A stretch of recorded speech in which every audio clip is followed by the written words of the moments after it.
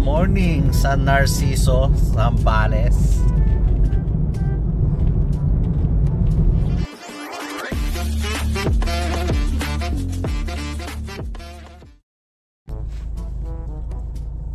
Ito yung Colorado na gagawin natin dito sa Iba, Zambales. Yung kararating lang namin. Sakto 9. Umalis kami doon ng 3. So mga 6 hours. May stopover pa kami.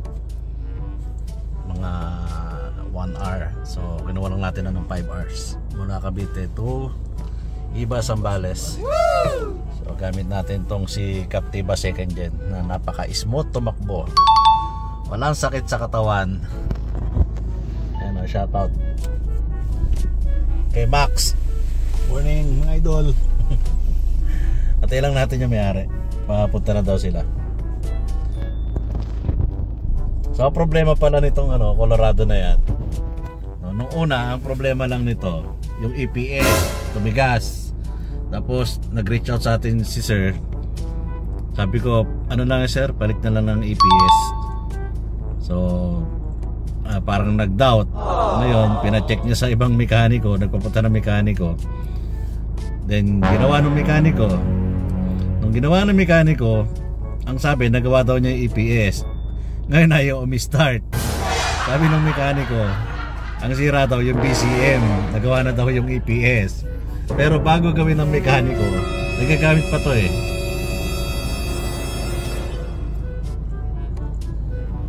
Nagagamit pa to. Matigas lang yung manibela. Aray ko.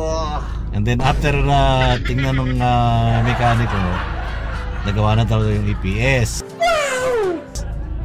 Then yun nga lang daw, ayaw umi-start. So ang sira daw ngayon yung BCM. So si sir nag-reach out sa atin, umorder ng BCM. Sabi ko, malabong BCM ang problema niyan.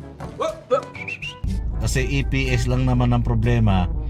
Ngayon kung may ginalaw, baka sundot na sundot, kaya ayaw umi-start kasi nag-short. So siyempre alam naman natin pagka mga electrical, sabi ko madaling mag-provide ng BCM. Papadala namin kayo ng BCM, plug and play, naka-program na yan. Pero once na kinabit nyo yan at hindi gumana, another troubleshooting na naman kayo. So hindi umorder, kala ko umorder na sa iba. Mga after 1 week, nag-reach out na naman sa atin si sir. Ang niya naman, pina-check ulit sa ibang mekaniko. Hindi na yung dating mekaniko ha. So pina-check niya ulit. Ang sabi nung huling tumingin, sira naman daw yung ECU.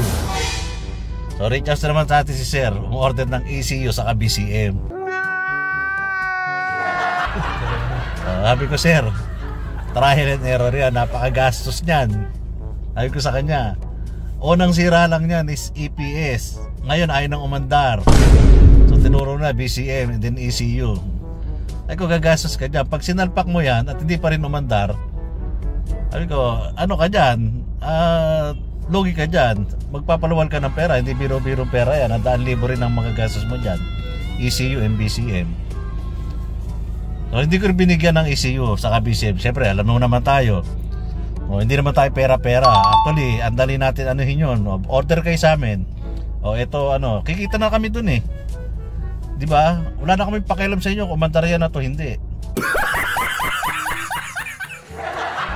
Pero siyempre may concern tayo sa tao, sa mga customer natin.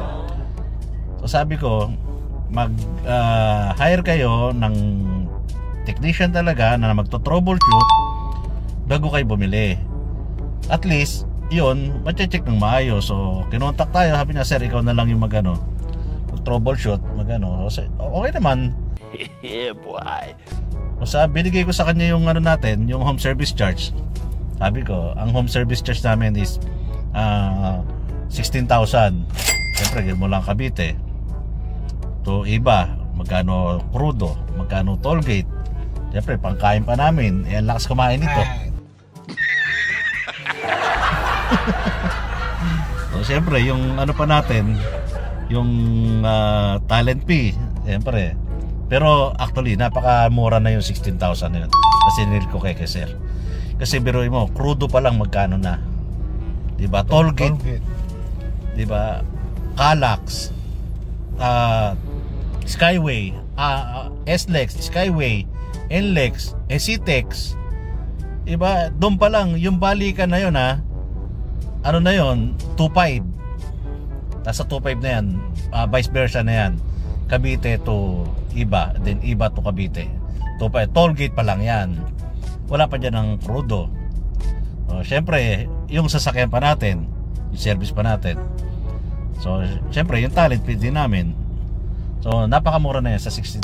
Pero, makikita na natin kung ano yung problema. Ngayon, ang usapan namin, kapag ka ito ay gumana, halimbawa, ginawa namin, sabi ko, wala pa yung labor doon.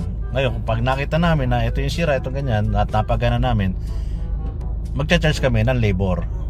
Additional labor. Ngayon, kung ano yung mga kailangan bilhin, so additional na yon. So yun yung usapan namin ni customer. So nag-go naman siya, nag-confirm. So kaya in-schedule natin ngayong Sabado. Kaya ito, check na natin. Ang tagal nga lang ni sir.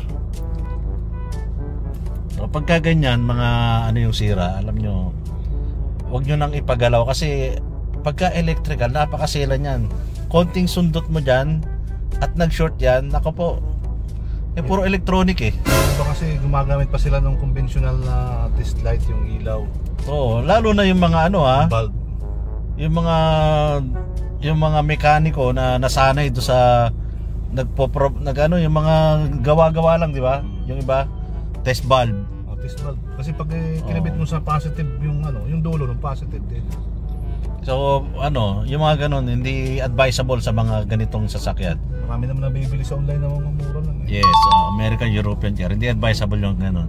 Kaya kung ganito yung mga sasakyan nyo, mas okay na kumuha kayo na talagang mas kabisado yung mga ganitong sasakyan. Chevrolet, Ford, yun. Para di siya makitulong nyo. Katulad nyan, napakalaking abala nito dahil halos 2 or 3 months nang nakatenga to. So, imbis na nagagamit sa business, imbis na nagagamit ng family, sa mga lakad, sa hanap buhay, eto, nakatenga lang. So eto, sana makakuha natin to. At least makatulong tayo dun sa sa customer natin. So yun lang, balitaan namin kayo after na ma-check namin to ni Brother Max. So ito na yung Colorado dito sa Zambales, Iba.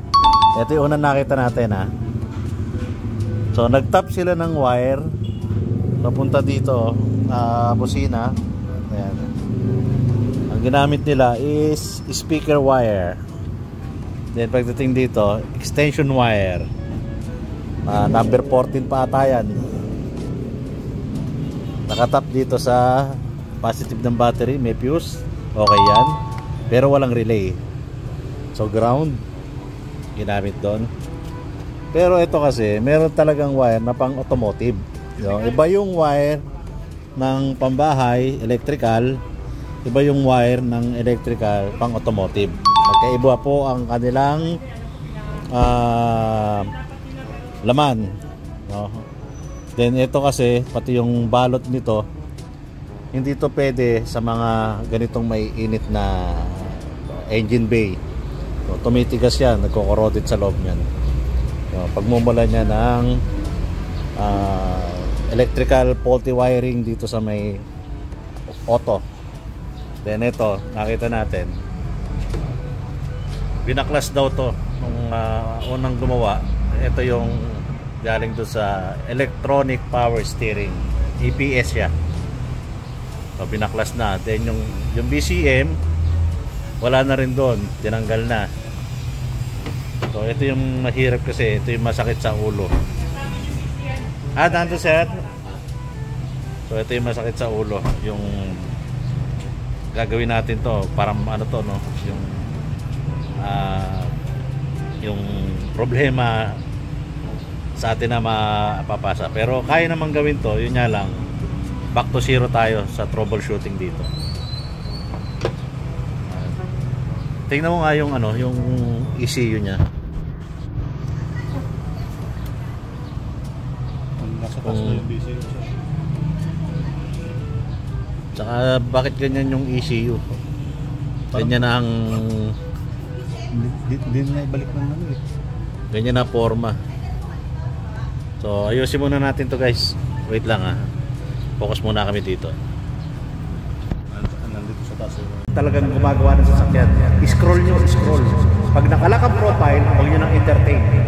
For awareness lang po, para hindi kayo mabiktima ng mga mabiktima nito mga Banawi boys. Tingnan nyo muna yung profile. Pag nakalak, ano na yan? Red flag na yan. Huwag nyo nang entertain. Titignan nyo muna yung mga kausap nyo kung talagang gumagawa ng sasakyan, kung mga legit.